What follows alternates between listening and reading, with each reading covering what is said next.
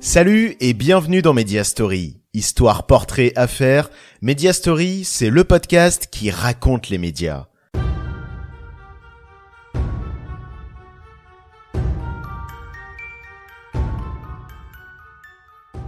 Aujourd'hui, un nouvel épisode hors série pour Media Story. Après s'être replongé il y a quelques mois dans la bande FM des années 90, replongeons-nous dans la radio des années 2000. Je vous parle d'un temps que les moins de 20 ans ne peuvent pas connaître. Celui où la radio était un média en pleine forme, ne souffrant ni de la concurrence des plateformes de streaming musical, ni de celle des plateformes de vidéo. Une époque également où on retrouvait de nombreuses émissions qui accompagnaient les auditeurs et qui sont devenues cultes. Retour sur une journée type dans la radio des années 2000.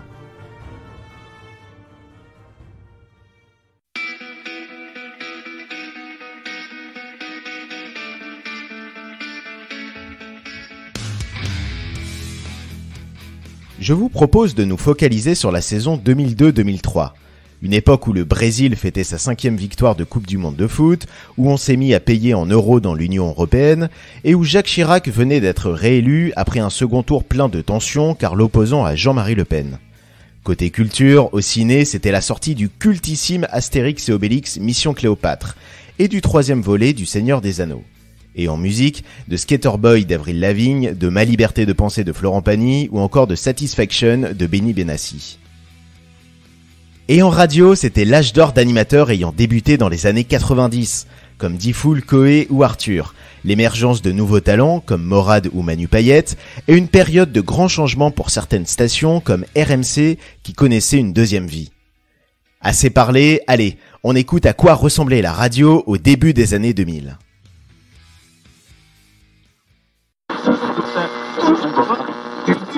Bon, aujourd'hui lundi, tu sais que c'est le lancement de la nouvelle campagne des Restaurants du Cœur. Bien sûr. Lancée par Coluche il y a maintenant quasiment une vingtaine d'années. Une des belles OP qu'on trouve qu'en France. Et j'ai envie de dire c'est beau. Seulement, par rapport aux enfoirés qui font tout pour aider les gens dans le besoin, il y a également un autre groupe. Ceux qui n'en ont strictement rien à foutre des gens qu'on la dalle. Et si jamais eux aussi devaient chanter comme les enfoirés, ce serait un cauchemar. Hein, mais ce cauchemar, ça serait ça. Records présente. Moi je donne rendez-vous dans un restaurant rue Pin. On mangera du homard, on boira du bon vin. On s'habillera en Dior, en Chanel, en Gucci. Et ceux qui sont dehors, on leur dira tant pis. Ça c'est envoyé. La compile des enculés. Aujourd'hui, nous on n'a pas froid. On mange du caviar et du foie gras. Tes problèmes, ça nous intéresse pas, car dans le 16e, on n'en a pas. On commence avec le premier morning de France à cette époque, le 6-9 sur Énergie. Aux commandes, Bruno Guillon, accompagné de sa troupe de comédiens. Philippe Lelièvre, Arnaud Lemort, Henri Delorme, et depuis la rentrée, un petit nouveau venu de Énergie Réunion, Manu Payette. Il va porter chance à l'émission puisque cette saison, non seulement elle va devenir numéro 1 en audience le matin, mais en plus, Énergie deviendra pour la première fois de son existence la première radio de France. Un événement que le 6-9 fêtera depuis les Bahamas, où ils délocalisent leur émission et réalisent le clip de leur parodie de Premier Gaou de Magic System, Number One. Les parodies seront le fond de commerce du 6-9, et elles vont se classer régulièrement dans le top des charts. Parmi les plus marquantes, on peut citer Faut passer ton bac, J'ai plus de thunes sur Ed ou encore Le Poulailler. Allô. Oui, bonjour. Je vous ai eu tout à l'heure au téléphone à propos de la réunion de cet après-midi, monsieur. Oh, c'est pas vrai, mais non, il n'y a pas de réunion cet après-midi. Ah, Il n'y a pas de réunion cet après-midi. Ouais, non, mais c'est normal qu'il n'y ait pas de réunion cet après-midi, Stéphane, parce qu'en fait, c'est Arnaud, ton frère, qui nous a donné ton numéro de téléphone. Et ici, c'est Fun Radio avec Bob, Isa et Martin. Et on t'a piégé, mon grand. Bravo. Oh non, c'est pas vrai. Mais si, c'est vrai. Oh, j'en peux plus. Ça fait quoi? On ressent quoi quand on sait qu'en fait on est piégé, qu'on passe sur Fun Radio? Je craquais là, j'étais en train de craquer. Ah ben on a bien vu que t'étais en train de craquer, hein. Donc c'est ton frère Arnaud hein, qui a voulu qu'on te piège. C'est un auditeur de Fun Radio, j'espère que toi aussi tu le deviendras, hein. Je vais le tuer. Tous les matins, Bob, Isa et Martin prennent leur téléphone pour faire chier la France entière. C'est pas grave. Non. C'est pas grave, c'est sur Fun Radio.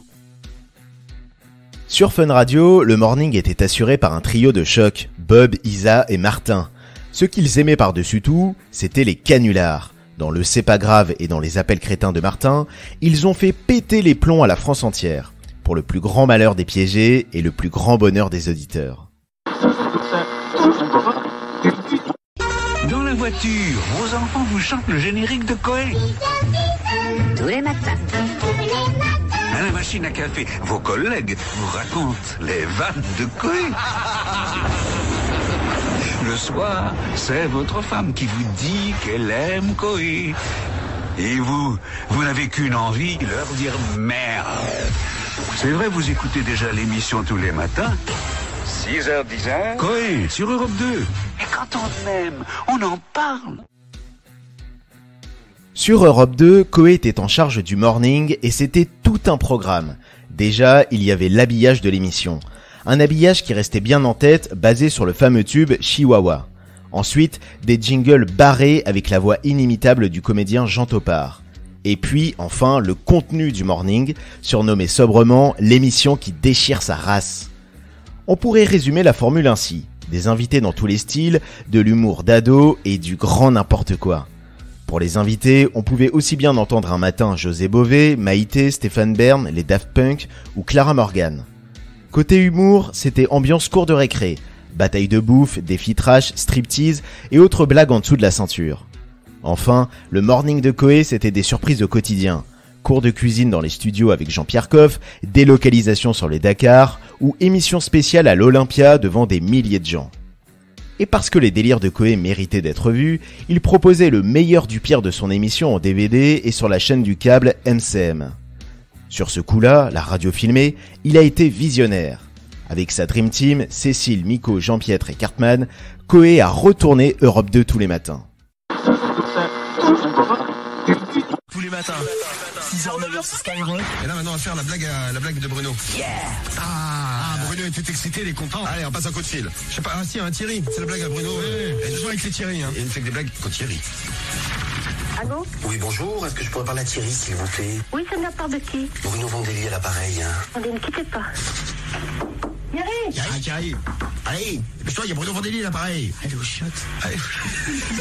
Bah, ça arrive le matin, Mano. Tu vas faire popo, toi aussi. Bah oui. Hein. Pour le moment, je peux pas me joindre. Ah, il est aux toilettes? Il est dans sa chambre. Bon, bah écoutez, merci. On peut le rappeler quand? De qui? Bruno Vandelli là, pareil. Et Romano qui est à côté, il fait quoi? Et Romano qui nous a fait faire la blague à Bruno. Oh, on a été reconnu, Bruno. Merveille. Ah oui. Ah oui, Romano. Ça, voilà Thierry, il a fini son caca. Mais faut lui passer alors. Sur Skyrock, le matin, c'était comme aujourd'hui, ambiance colloque entre potes. Il y a 20 ans, Diffoul et sa bande s'occupaient déjà de réveiller les auditeurs après les avoir endormis quelques heures avant. Mais si l'émission en soirée était et est toujours en direct des studios de Sky, le matin, ça se passe depuis un appart à Courbevoie, à côté de là où habite Diffoul. Les moments forts du morning, le double appel, les conseils pas chers de Romano et autres délires autour d'extraits télé et d'infos insolites. Diffoul au quotidien, une formule gagnante depuis plus de 20 ans.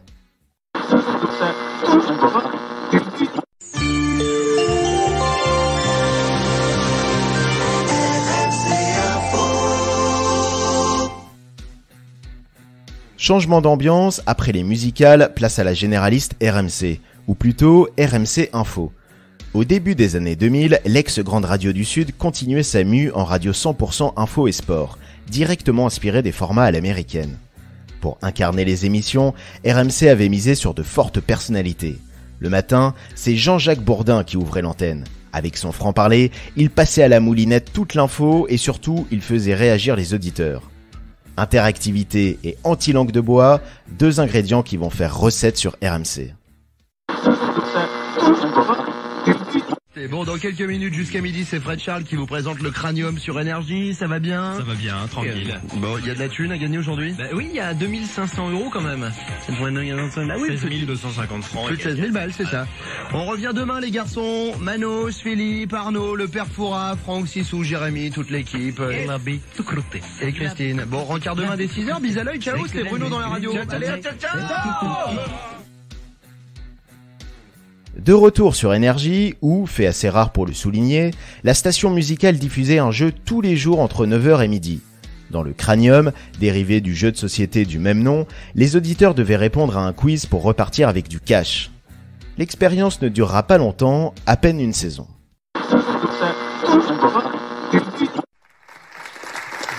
Alors, cher Guy, j'ai cru... Oui, il n'y a pas de surprise. Si on parle télé aujourd'hui, évidemment, on peut s'empêcher d'évoquer la grande soirée hier soir sur Arte, avec la thématique Charles Péguy, avec notamment un ouvrage de jeunesse méconnu intitulé « Seigneur, donne-moi la force ». Oui, alors Seigneur, donne-moi la force de parler de Love Story 2, car ça y est, trop forcé, là. le Loft 2 a commencé et on n'a pas été déçus. Alors, bon, évidemment... On continue la matinée sur France Inter avec le spécialiste des têtes couronnées, Stéphane Bern, et sa cour d'humoristes. Le Fou du Roi reprend une formule qui marche bien, celle de Rien à cirer avec Laurent Ruquier, qui fut son premier carton radiophonique. Le principe est simple, un animateur, des chroniqueurs, essentiellement des humoristes, et un invité fil rouge. Le tout en direct, en public et avec de la musique en live. Parmi les chroniqueurs les plus marquants à cette époque, on peut citer Didier Porte et son humour acerbe, l'ex-complice de De Chavannes, Patrice Carmouze, et Guy Carlier, dont la spécialité était de flinguer la télé.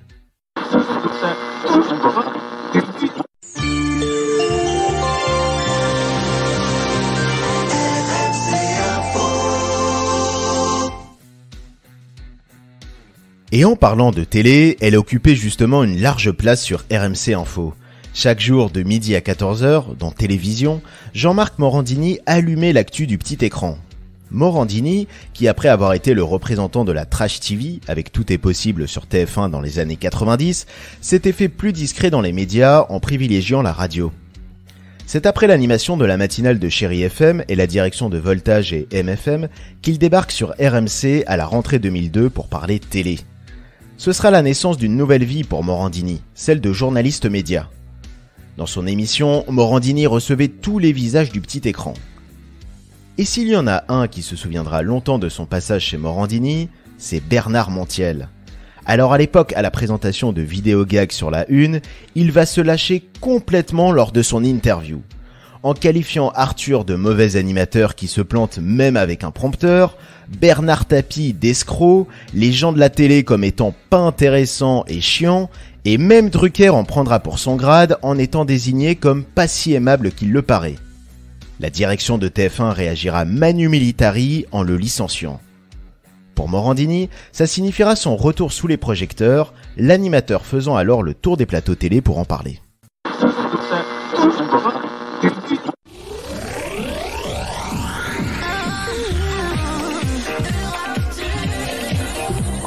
Bonne reprise, il est 14h, tout de suite on retrouve Marie J. Blige, Pierre-Paul Jacques et les Corses.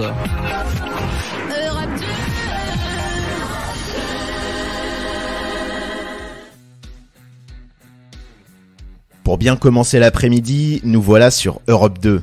Si la plupart des radios musicales avaient un format similaire à aujourd'hui, celle qui deviendra à la fin des années 2000 Virgin Radio et qui ira sur le créneau pop-rock électro, passait à ce moment-là un max de tubes. Derrière ce slogan marquant, on retrouvait une sélection des hits du moment, comme La SketchUp, David Guetta ou Magic System, mais surtout le top du rock de l'époque. Sum 41, Simple Plan, Avril Lavigne, Linkin Park, toute la scène rock des années 2000 était sur Europe 2, et en audience, ça marchait un max. Et qui joue le rôle de Beru? Alors, attendez, c'est ça qui est drôle, c'est que cet été, il se trouve que moi aussi, j'avais eu pour idée de dire, tiens, un jour, peut-être ce qui serait marrant, c'est d'adapter pour le cinéma San Antonio et de prendre Franck Dubosc pour jouer San Antonio, parce que je trouve qu'il a ce côté un peu sûr de lui. Bonjour, je me présente, je m'appelle Franck Dubosc. Tiens, d'ailleurs, au passage, on lui souhaite bonne chance, il démarre au Zénith ce soir, Franck Dubosc. Et donc, il aurait fait un bon San Antonio. Puis on était là avec des copains en vacances, et j'ai dit, tiens, mais qui pourrait jouer le gros Bérurier? Et en face de moi, j'avais Pierre Bénichou. Et je dis à Pierre, toi Pierre, tu pourrais très bien faire c'est vrai que c'est évident. Bérurier. Ça l'a pas fait rigoler. Pas du tout. Mais alors, pas du tout.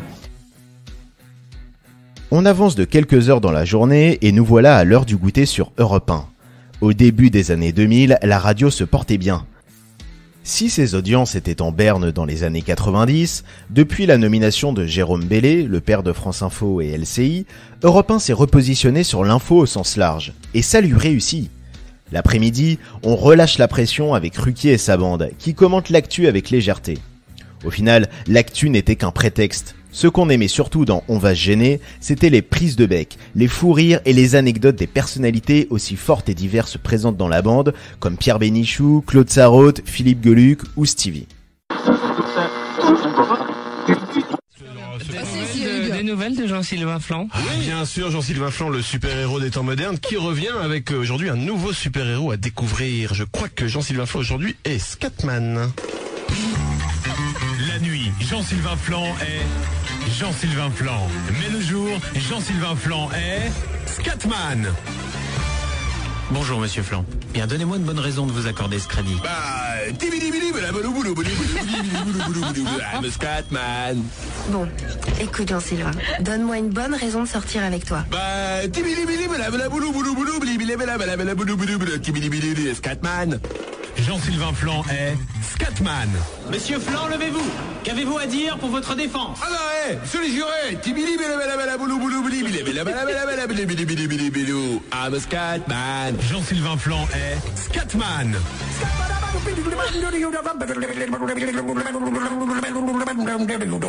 I'm a Scatman. Vous vous souvenez de ça? Voilà. L'après-midi sur Fun Radio, les auditeurs avaient rendez-vous avec le roi de la radio, Arthur. À ses côtés, Manu Lévy dans le rôle du sniper et Valérie Benaïm dans celui de la bonne copine. Le principe de Planète Arthur était simple, c'était une émission sans concept. Le slogan du programme, parce que chaque jour compte, résumait bien ce qu'il se passait à l'antenne. Un coup de gueule d'Arthur contre son équipe, une impro musicale What the fuck de Manu, une parodie absurde de We Will Rock You, un canular avec un auditeur qui part en vrille dans la baston à la maison, ou un jeu complètement con comme le tupu du cul. Le programme de Planète Arthur réservait chaque jour son lot de surprises et de déconnes. On notera que les premiers mois de la saison 2002-2003, l'équipe de l'émission accueillait un petit nouveau, un certain Cyril Hanouna. Il avait le rôle de l'envoyé spécial qui relevait des défis. Parmi les défis les plus marquants, tester le Beaujolais nouveau. Résultat, il finira complètement bourré à l'antenne. On fait le match. Cette voix inimitable qui partait si haut dans les aigus, c'était celle d'Eugène Sacomano. Tous les lundis soirs dans On refait le match, avec son équipe de journalistes spécialistes du foot, Dominique Grimaud, Gilles Verdez ou Pascal Praud, il décryptait sans langue de bois les dernières nouvelles du ballon rond. Débats endiablés, discussions passionnées, mauvaise foi, On refait le match, c'était comme un bon match de foot. Toute une ambiance. Accord parental indispensable. Là c'est un canard hard, donc effectivement ça part vraiment en vrille. On a appelé des gens qu'on en relation les unes avec les autres. Écoute ça, je suis Morad. Allô? Salam alaikum. C'est moi quoi le petit canard de Bagdad. C'est quoi le coin de Bagdad là? Allô? Salam alaikum. C'est qui là? C'est mon cul. Ah vas-y, joue pas avec moi parce que... T'as pas bien compris je crois. Hein. Moi je rigole pas avec toi moi. Vous êtes qui d'abord? Hein? Vous êtes qui? Non, moi je te demande d'abord à toi, regarde. Attends. Repasse-moi ton copain. C'est toi qui appelle chez moi? Repasse-moi ton copain parce que moi j'ai reçu un appel. J'entends un connard qui me dit je sais pas quoi. Dès 20h sur Énergie, Morad ouvrait le bal des libres antennes. Accord parental indispensable était un vrai phénomène chez les ados. Il faut dire que Morad avait réuni tous les ingrédients pour leur plaire. Canular trash, paroles crues, liberté de ton. Mais à force d'aller trop loin, Morad va en payer les pots cassés à la fin de l'année 2003, soit à peine plus d'un an après son arrivée sur Énergie. À la suite de propos jugés injurieux et pornographiques tenus à l'antenne, l'émission est suspendue par le CSA, puis est supprimée par la radio. Si Morad rebondira peu après sur Europe 2, l'aventure prendra vite fin. On ne le réentendra plus derrière le micro d'une grosse radio. C'est mon anniversaire, je crois que j'ai changé de nom. Ouais, c'est ça, ouais. C'est une bonne idée. Va dire ça à la police, ils vont adorer, tu vas voir. Ah, tu nous prends pas pour des jambons, là, garçon? Oh, là, garçon, il pousse un peu loin le bouchon, là, garçon. Ah, attention, garçon, faut pas nous prendre pour des jambons. Non, mais t'as 17 ans, hein. De toute façon, tes parents, t'auras encore affaire à tes parents dans ta vie, hein. Même quand on est majeur, on a aussi affaire à ses parents, sauf si on décide vraiment de couper les ponts. Ah, mais toi, ils sont bornés, t'as vu, ils sont bornés, c'est tes parents. D-Fool était l'idole des jeunes sur Fun Radio dans les années 90 avec Lovin' Fun, dans les années 2000, rebelote avec Radio Libre sur Skyrock. Si sur Fun il avait le rôle du trublion aux côtés du doc, sur Sky il a le rôle du chef de bande. Une bande composée de Romano, le radin et collectionneur d'ex hors du commun, de Lamari et sa tendance à être porté sur la boisson, de Cédric le Belge, la cible favorite des vannes de l'équipe et des auditeurs, de Samy le Marseillais et de Momo le Parisien. Si on les connaît surtout pour leurs défauts, c'est surtout pour ça qu'on les aime, parce qu'ils forment une bande de potes authentiques. Une bande à qui on n'a pas peur de se confier sur les questions qu'on se pose et les problèmes qu'on peut rencontrer, sur le sexe surtout. C'est d'ailleurs ce que résume le slogan de l'émission, total respect, zéro limite. Et la formule fonctionne mieux que bien, puisque D-Fool et sa bande sont toujours sur les ondes, traversant toutes les générations.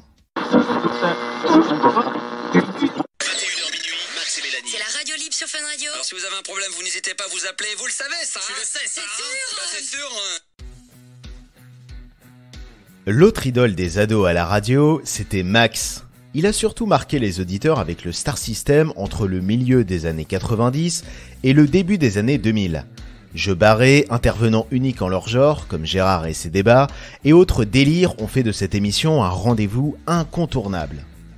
Mais au début des années 2000, fini le Star System et place à la radio libre. Max a remplacé sa fine équipe par une co-animatrice, Mélanie. Ensemble, ils échangent avec les auditeurs. Une libre antenne traditionnelle finalement.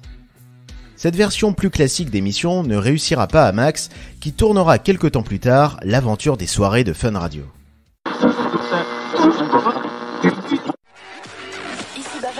N'est pas sanctionné. Bart, le taulier, te donne la parole.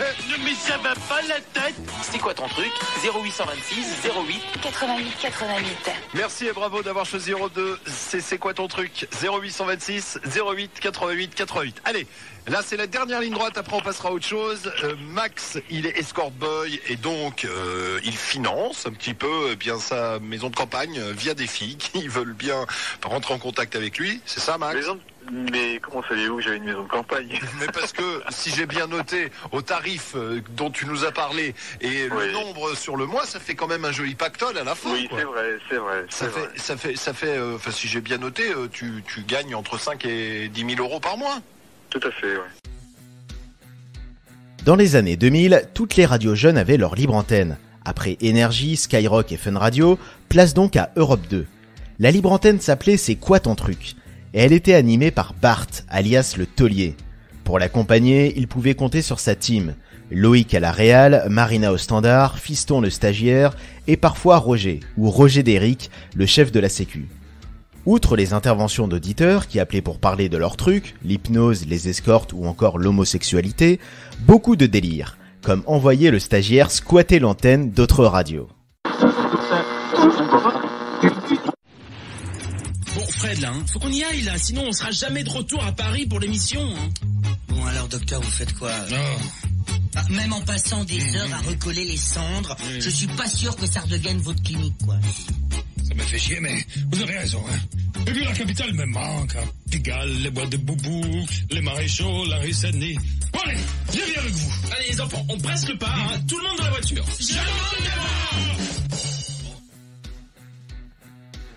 Voilà une vraie contre-programmation. Chaque soir à 23h sur WeFM, c'était ambiance surréalisme avec le monde de Monsieur Fred. LM des meufs pour les intimes. Pendant 1 heure, la radio rock se transformait en forêt magique imaginaire. Une forêt peuplée par Monsieur Fred, interprété par le comédien Frédéric Martin, et toute sa galerie de personnages excentriques. Le docteur Helmut Perchu, joué par Daniel Morin, Latex, Monsieur Meuble ou Niluge. Véritable ovni radiophonique, LM des meufs va rassembler une forte communauté de fans et devenir une émission culte.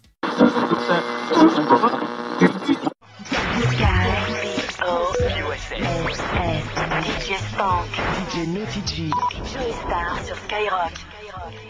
Et aussi Terror Seb, Nachi, tous mes B aussi un big up. Tous les gendarmes les barons, envoyez ça.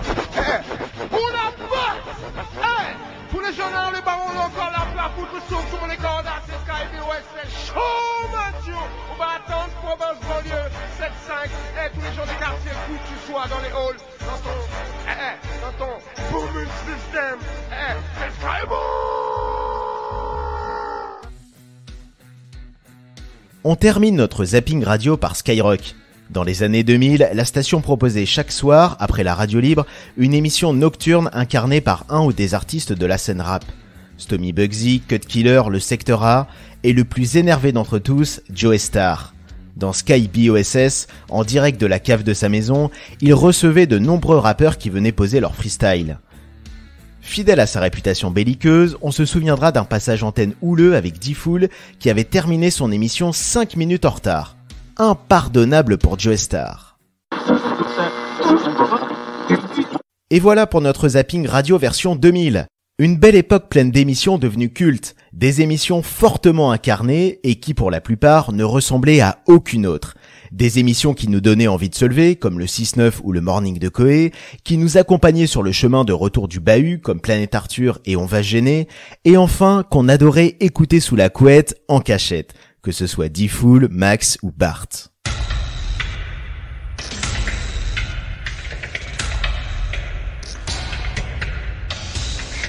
Merci à tous d'avoir suivi ce podcast, à bientôt pour un nouveau Media Story, et pour écouter tout plein d'autres podcasts sur la culture, la société, le ciné, la littérature, ou même l'alcool ou le monde de l'entreprise, allez faire un tour du côté des podcasts de Podcut, le label qui va vous en apprendre et vous détendre. Vous retrouverez tout le catalogue de Podcut sur notre site, podcut.studio. Aussi, si vous souhaitez nous aider à faire vivre le label, n'hésitez pas à faire un don au Patreon de Podcut. Enfin, pour cet épisode hors série, je tenais à remercier particulièrement Greg du site AOcast qui nous aura partagé des centaines d'heures d'archives radio, ce qui nous aura permis d'alimenter cet épisode avec de nombreux extraits. Un grand merci également à Eddie de l'excellent site Radioscope sur lequel on retrouve toutes les anciennes grilles radio et qui nous aura bien aidé pour faire cet épisode. Sans oublier le site choup.fr, une mine d'or d'archives radio. À dans un mois pour se replonger dans l'histoire des médias.